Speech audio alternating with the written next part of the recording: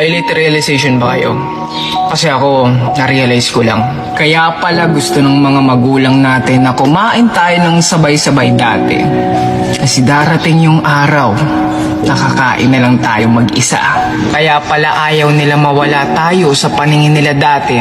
Kasi darating yung panahon na hindi na natin makakasama sila ulit. Ika nga, time is running. Habang lumalaki tayo, dumadagdag yung edad nila. Hindi habang buhay, bata tayo.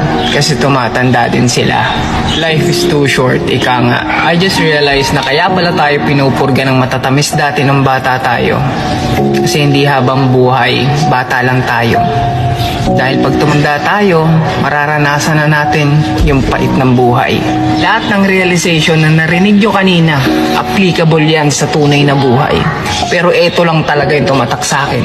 I just realized na lahat ng ginagawa pala ng magulang natin may saysay. May dahilan kumbaga. Kaya sulitin na natin yung time natin sa mga magulang natin hanggat nandyan pa at hindi pa tayo malayo sa kanila.